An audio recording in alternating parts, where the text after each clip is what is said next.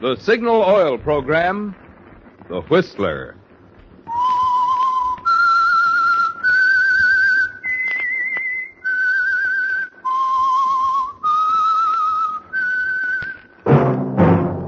That whistle is your signal for the Signal Oil program, The Whistler.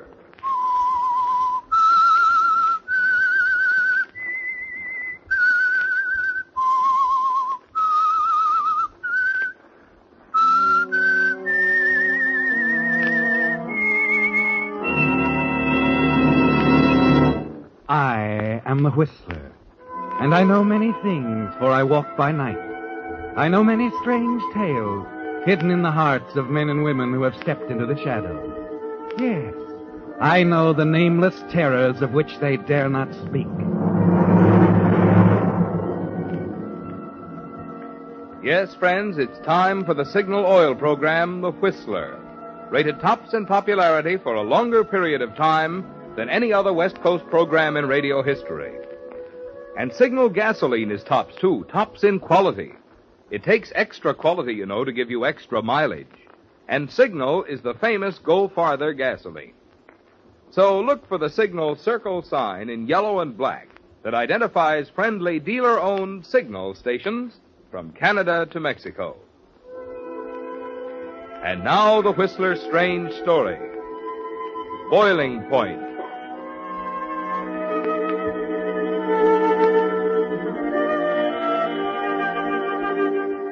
Kelly never knew exactly when it was that he decided to kill her. Thinking it over afterwards, he realized that murder is something like a pot boiling over. The fire's underneath for a long time and nothing happens.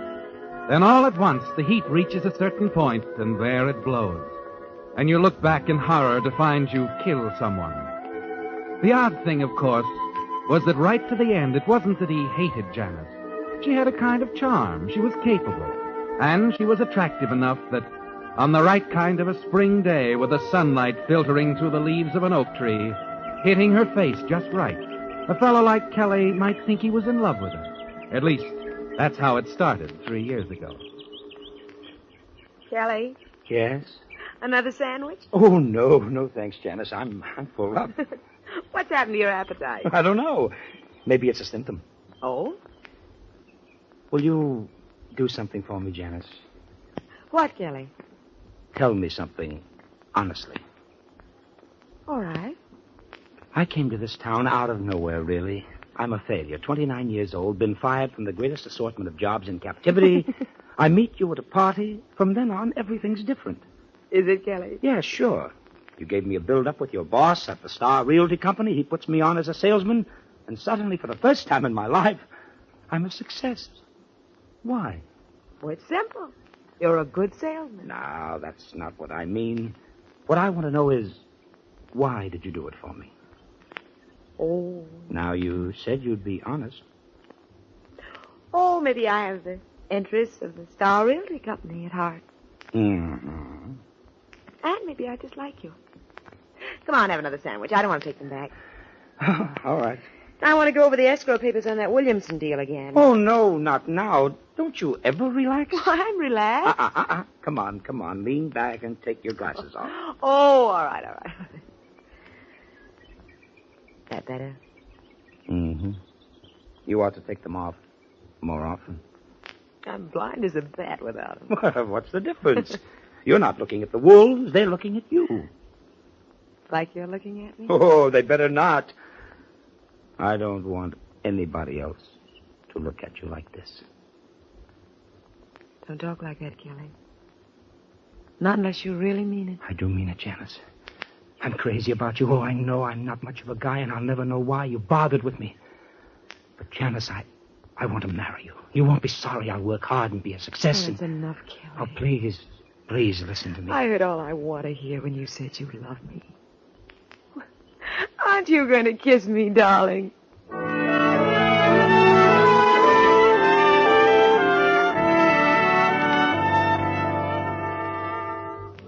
Just like that, Kelly. A boy, a girl, a picnic on a green knoll at the edge of town, and it's over. She's Janice Jameson now. You have a small home together, and Each morning you commute to town in your jobs with the Star Realty Company. But Janice isn't satisfied, Kelly. She talks of nothing but of the two of you in business together, Jameson and Jameson, real estate brokers. It would take more than you could ever save on your salaries, of course. And it was about then you began to wonder if she'd ever be satisfied. Perhaps it was then, too, that the fire began to burn under the kettle, and the temperature slowly but surely started to rise. And here's a letter for Kennelly and Botsworth. Gentlemen, with reference to the lease on the property at Lilium Way and Gladstone Boulevard, we are informed that the present holder Kelly. is perfectly... Huh? Oh, yes, Janice? Can I speak to you for a moment? Well, I'm tied up. Couldn't it wait? No, please, right now. All right. Excuse me, Miss Eldridge. Now, what's it all about? Kelly, our chance has come. What are you talking about? Jameson and Jameson, remember? Oh, that. All right, Janice. What do we use for money? Look, it's a teletype from New York offering $40,000 for the corner of 8th and Maple. But Knowles has an option on that corner for 30, hasn't he? Did have, you mean? It expired yesterday. But shouldn't we tell Knowles, give him a chance He to... won't be back until next Wednesday. Well, there's no way I can get in touch with him.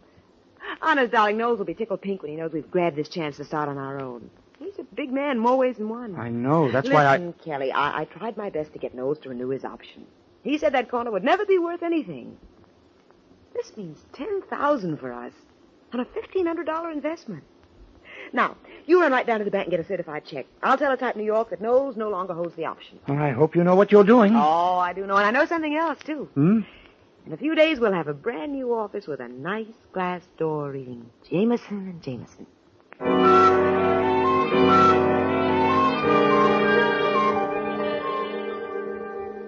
And sign that Jameson and Jameson, that's all. Jameson and Jameson. I'll have it right out. You made a slight error, Janice. What? Not Jameson and Jameson.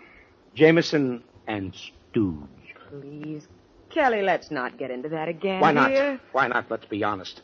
You've got the brains, I run the errands. You set up the deals on paper, I go through the motions. Well, that's not true. This Brewster deal, for instance. A nice, clean little deal. I'm all set to handle it myself. Kelly, you're just being silly. There were just a few things you hadn't considered. I thought it might help if I wrote them out for you, that's all. There's something I don't think you realize yet, Angel. I'm really not a backward kid at all. Why, you act like I'm not quite bright. You're wrong, Kelly. I think you're the best salesman in the business. Besides, you're my husband and I love you. Now, what difference does it make which one of us does None. what? But why can't you give me credit for some intelligence once in a while? Kelly, listen to Why, you're not my wife anymore. You're a business machine. Darling, As cold as a piece of steel. You don't realize what you're saying. Sit down. I'm not through. Kelly, no. For once, you're going to listen. I'm your husband, Janice, Kelly. your business partner. Please. Not a pet spaniel you lead around on Don't, a leash. Kelly. Oh. Janice. Janice! Oh, Janice, I'm sorry.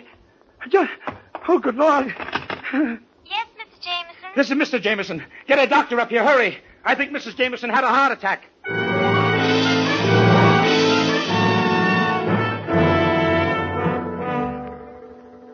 Looking down at her now, you have a queer sense of guilt when you realize that you've actually been wishing something like this would happen. Anything to free you, give you back your independence and self-respect. Yes, Kelly, you're sorry and ashamed. And you almost take the kettle off the fire before it reaches the boiling point, particularly as you hear the doctor telling you it was a heart attack. That Janice will have to stay in bed and rest, with a day nurse in attendance. But that's what changes it all right back again.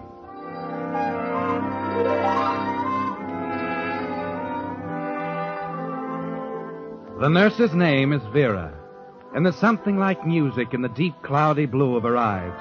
Something about her voice, the youthful grace of her that sets your heart racing, makes you think that here is everything you missed in your marriage to Janice. Good morning, Vera. How's the patient? I just don't know, Mr. Jameson. Kelly. Mr. Jameson. Check. She seems to think the doctor's all wrong, that it's silly to think of heart trouble at her age. Well, that's the way she is. Well, something has to be done about it. She says it's all foolish and that she's going to get up and go back to work. I know. I've been over that with her several times. Well, you ought to talk to her, Mr. Jameson. Kelly. What good would it do for me to talk to her? Well, after all, you are her husband. Yeah. Sometimes I wonder. What do you mean? Oh, stupid. Kelly, is that you? Oh. Yes, Janice. I'm coming.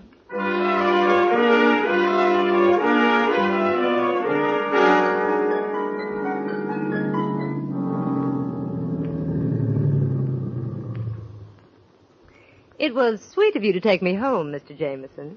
Kelly. Why do you keep insisting that I call you Kelly? Do I? Every night you've taken me home. How long has it been now? 3 weeks? 4? 23 days. Oh, did you keep a record of it? Uh-huh. In the back of my head.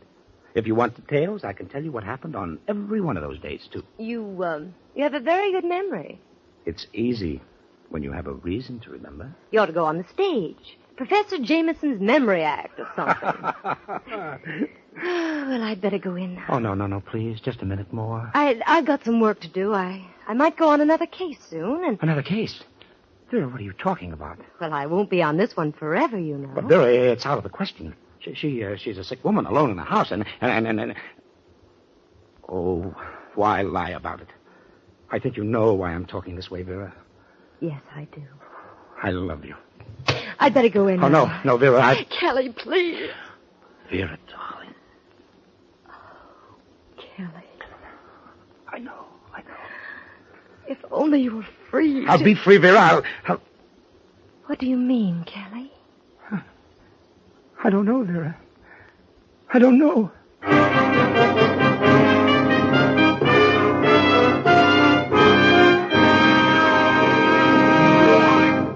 With the prologue of Boiling Point, the Signal Oil Company is bringing you another strange story by The Whistler. Friends, this being the first program of March, I'm reminded of that old saying, in like a lamb, out like a lion. With Signal gasoline, it's always that way. It goes into your car as a clear, innocent-looking liquid. But once inside your motor, it generates the power of a lion.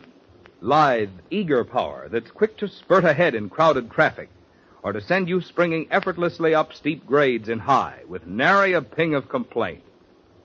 But while Signal's power may be likened to a lion, you'll find that your car's appetite for Signal gasoline is gratifyingly small. That's because the extra efficiency which today's Signal gets from your motor naturally means extra mileage, too. So when it comes right down to it, your speedometer is really the best yardstick of gasoline quality. That's why Signal says, to be sure of the tops in gasoline quality, there are just 2 things to remember. 1, in gasoline, it takes extra quality to go farther. And 2, Signal is the famous Go Farther gasoline. And now back to the Whistler.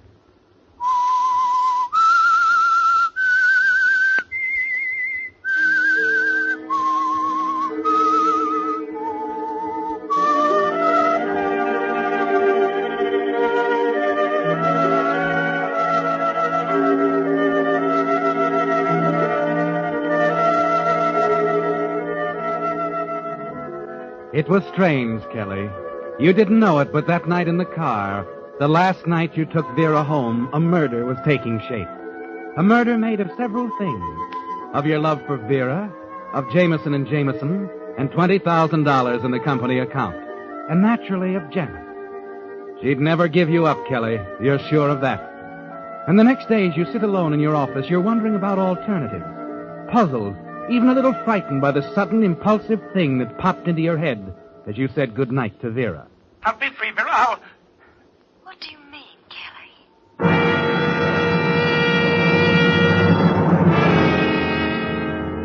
Yes, Kelly. What did you mean? You thrust it out of your mind. Try to concentrate on the stack of letters on your desk. And then, just before noon... Jameson speaking. Oh, Kelly, this is Mac. Oh, hi, Mac. What's on your mind? I've been trying to reach you people. I may have run onto something. I'm not sure. Well, what is it? Well, I had dinner last night with one of the lawyers from Mayberry and Company. Yeah? He had a few drinks and sort of got to talking. Oh, about what? A property deal. It seems that Mayberry and Company are going to put up a 6-story branch on the corner of 84th and Pine. What? Why, that's way out in the middle of nowhere. It's straight stuff, Kelly. Well, say, Say, anybody else know about this? I don't think so. The whole thing's been on the QT. They picked up that corner for a song. Wish I'd had it. Well, never mind that. Maybe the surrounding property will go for the same kind of a song. Yeah, that's what I wondered about. Why, in a year, maybe 18 months, there'll be a whole community out there. And if we had the lots, why, the sky's the limit. You think so? Oh, no doubt about it. Gee, I'm glad you called me, Mac. Yeah, well, I really wanted to talk to Janice, Kelly. If she thinks it sounds Well, like... Janice isn't well, you know that. Yeah. Now, look, we'll have to move fast on this, Mac. I'll tell you what we'll do. Wait a minute, Kelly. Not that fast. It's a $40,000 investment. I'm not going ahead until we have her opinion. What's the matter with you? I'm running the office now. Maybe not. This is a big thing. I realize that, Mac. You're lucky to have someone like Janice to turn to. Yeah, but, Mac, Listen, either talk it over with her or count me out, Kelly. I have a lot of faith. Skip it. I'll get back to you. Okay, I'll be waiting. Oh, Janice. What does he take me for? I'll go ahead with it alone if he doesn't want to... What? Janice. Surprise. Am I interrupting something big? Well, never mind that. What are you doing here? I thought that I belonged in bed? I know, Dr. Allen thought the same thing. But today he had to admit it was all brought on by strain, overwork. The rest did it. I'm fit as a fiddle. Yeah, but I'm back on the job, that's all. Aren't you glad, darling? Why, of course, naturally. But what about Vera? What about Vera? Well, I dismissed her. Is that what you mean? Well, do you think it was the wise thing to do? Don't you? Anyhow, now I'm well. I certainly don't need a nurse. Well, tell me, what are you so excited about? Who are you talking to? Oh, it wasn't anything. Oh, now don't tell me that. You're bursting with it. Come on, you've had a hot tip. Well, tell me about it, darling. Who's buying what from who, and who thinks we ought to be in on it? I tell you, it's nothing, Janice. All right. It was Mac. Oh? Yeah, listen. Mayberry and Company are building at 84th and Pine. We've got a chance to buy the surrounding lots. And you're all for it? Well, who wouldn't be? Me. What? Oh, now, wait a minute. This is the biggest thing that's ever hit this office. It sure is, and it could knock us flat. No, we're not going into it without examining it. But there isn't time. Then it isn't a deal. Isn't a deal? Janice, do you realize what you're saying? Oh, I think so. If we can't look before we leap, it's not for us, Kelly. I suppose Mac has it wrong. What if they don't build? Then we're left with a row of weed-covered lots that'll never be worth a thing. Yeah, but if they do build... It's a mighty big if. Now, where did Mac hear about it? Oh, one of their lawyers. He had dinner with them. The guy started talking. Why? What do you mean, why? He had some drinks, that's why. Are you sure? How well does Mac know? Oh, for the love of... How do we know it wasn't a setup to get all of us worrying about the 84th Street section while they quietly buy up things somewhere else in town? Janice, you have to take chances sometimes. Sure you do. I've taken plenty of chances. But not with every cent we've got. But we might make enough to pull out to forget the whole business. Is that what you want to do, Kelly? What do you mean? Why don't you say what's on your mind? That you're as suspicious of me as you are of every one of your deals. It's the truth, Janice. Oh, you're wrong, darling. I've always trusted you, even while I was ill. If you think I'm suspicious of you, there must be a reason. Maybe there is. No, you don't mean that. Listen, Kelly. It was 2 years ago today we bought the cabin. Do you remember? Yes, and we've been up there once since. Let's go once more, Kelly, right now. Right away. Oh, but what about the Mayberry deal? Mac is waiting to hear from us. Let's forget that. At least till we get back from the cabin. Maybe we can think more clearly up there. And when we come back, we may feel differently about a lot of things. I don't know. I'm supposed to drive out to the Paxtons tomorrow. They want an appraisal on the ranch. Maybe some other time, Janice. You can go by the Paxtons, too. From their place, you can come up the back road to the cabin. What? I'll drive up the main road and meet you there tomorrow afternoon. What time? 2:00, Kelly. All right, Janice. 2:00 at the cabin. I'll be waiting for you.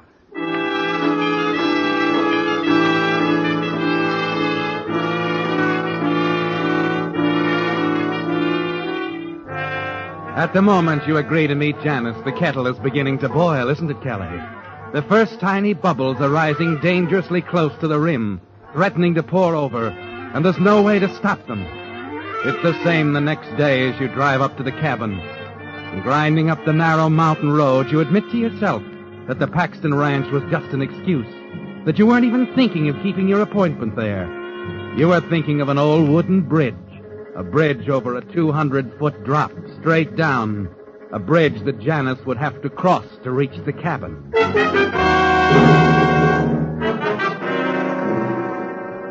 What you have to do is simple. A few bolts removed from the right places, and the bridge is ready.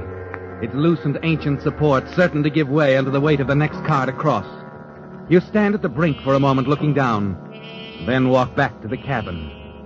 Approaching the porch, you stop suddenly, staring. Mac's car is there, parked next to yours. You move forward stiffly, slowly, wondering if Mac saw you at the bridge.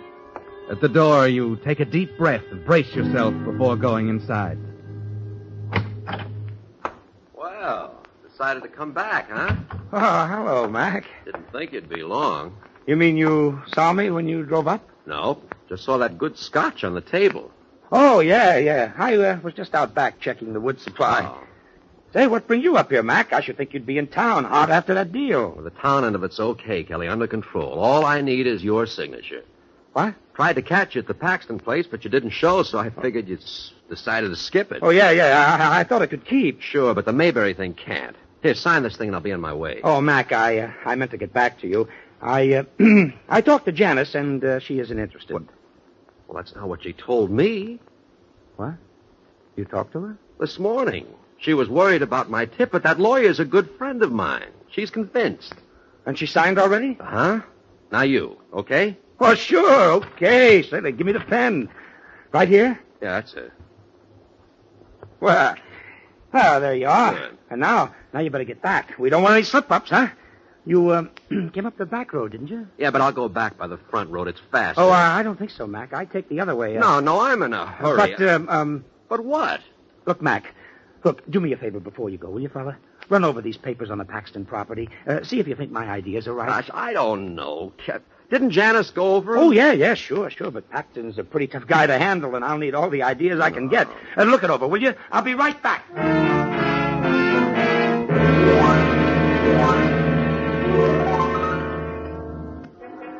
You're trembling as you go out of the door, aren't you, Kelly? Because everything is ruined if you can't talk Mac out of driving down the front road and over the bridge. You've got to stop him, or keep him from leaving at all. You wanted to get rid of him, wanted to tell your own story of the accident. But now you have to settle for the next best thing. If only you can keep him here, if there's something you can do. You glance at his car, parked next to yours. Hurry over to it, lift the hood. It won't take a minute to fix it so the car won't start. You just get the hood down again as Mac comes out of the cabin waving the papers. Hey, these look fine to me, Kelly. I'd say you'd covered all the angles. Oh, you think so? As far as I can see. Here, I better be on my way. Can't let any grass grow under our feet on this one. Yeah, I guess you're right. Yeah. But, what's the matter with this thing? I'm sure it's got gas. Well, maybe there's a vapor lock in the gas line. No, she ought to start. I better have a look. Hey, listen, Mac. Huh? Listen, that sounds like a car coming up the front road. Oh, it is a car. Well, that settles it. I gotta wait a little while now. One-way road, isn't it? Oh, yeah. Yeah, that's right, Mac. You just have to wait. I guess it's Janice. She's meeting me here this afternoon. Supposed to get here about 2. Oh, that reminds me, Kelly. I forgot to talk. Hey, Mac. Huh? Mac, that's not Janice's car. No, it isn't, is it? Here, Kelly, I meant to give you this. Hey, Mac. Mac, that's Vera's car. Okay, so it's Vera. Maybe this... Come on. We've got to stop her, Mac. She'll go through the bridge. What are you talking about? It's a trap. I thought Janice would be driving up, and I weakened the supports. You planned that for Yes, Janice? yes. Help me, Mac. Help me. Vera! Stop!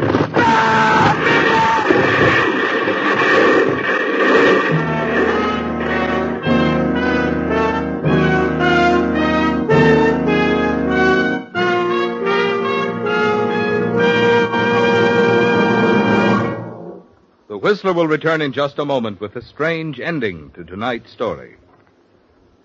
Meantime, in place of the little chat about one of Signal's products or services that we usually have at this point on the Whistler, Signal Oil Company is giving this time tonight for an announcement in the interest of public welfare. Once each year in March, we're asked to think of those who, in time of unexpected emergency, need the quick, friendly help that you and I make possible through the Red Cross. Just who are these people? Why, they're the victims of disasters such as earthquake, flood, fire, wreck, or epidemic. Disasters that can strike any one of us any time without warning. Who else? Millions of discharged veterans and their dependents have called on the Red Cross for a helping hand. And don't forget the thousands of hospitalized veterans who may depend on the Red Cross for a long time to come for their recreation and entertainment, their letter writing, shopping, and other assistance. These are just a few of the hundreds of ways the Red Cross is called upon to help every day. It's going to take $75 million to answer all the calls for help the Red Cross will receive this year. So give as generously as you can, remembering that you're the lucky one to be in a position to give help rather than to need help. And now back to the Whistler.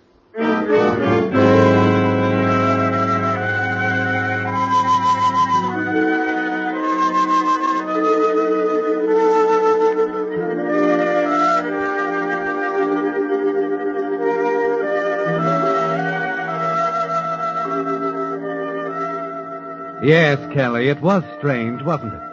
The way it sneaked up on you. The way the temperature rose slowly, quietly to the boiling point. And now with the temperature back at zero, Vera lies dead in the wreckage at the bottom of the gorge beneath the bridge. The bridge whose supports you'd hacked away to trap Janice, your wife, so you'd be free to marry Vera. And as you stare down in fascinated horror, the words of Mac begin to penetrate the cloud of fog surrounding your brain. If you hadn't been so insistent on my going over those Paxton papers, this might not have happened. Paxton papers? That's right. I had a note for you from Janice. Janice? Yeah, she decided not to come and asked me to deliver this when I got here. Every time I tried to tell you about it, you interrupted me. Here, you'd better read it while I phone the police. The police? Oh, wait a minute, Mac. I can't wait, Kelly. I've got to report a murder. Better take a look at Janice's note. Yes. I guess I had, Mac. Why not?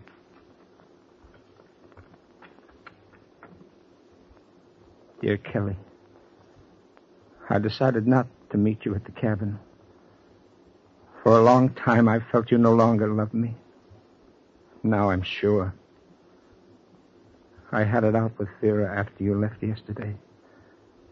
At first, she denied everything, then admitted the two of you were in love. I was tempted to tell her she couldn't have you. Then I realized you weren't worth the fight. So I'm going to Reno, and you'll be free. I have an idea Vera will join you at the cabin. She's your kind, Kelly. I hope you both will be happy. Janet.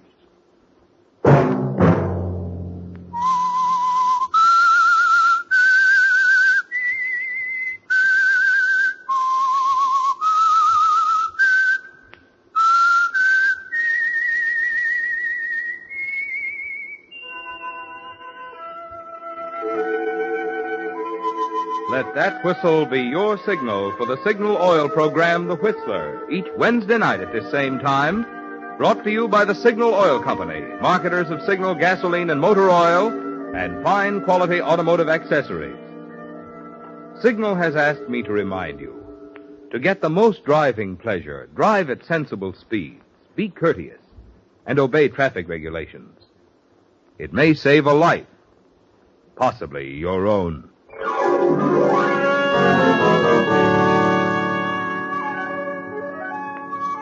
Featured in tonight's story were Wally Mayer and Betty Lou Gerson. The Whistler was produced by George W. Allen, with story by Joe Pagano and music by Wilbur Hatch, and was transmitted to our troops overseas by the Armed Forces Radio Service. Next Wednesday, for a full hour of mystery over most of these stations, tune in a half hour earlier. Enjoy The Saint as well as The Whistler. Marvin Miller speaking. This is CBS, the Columbia Broadcasting System.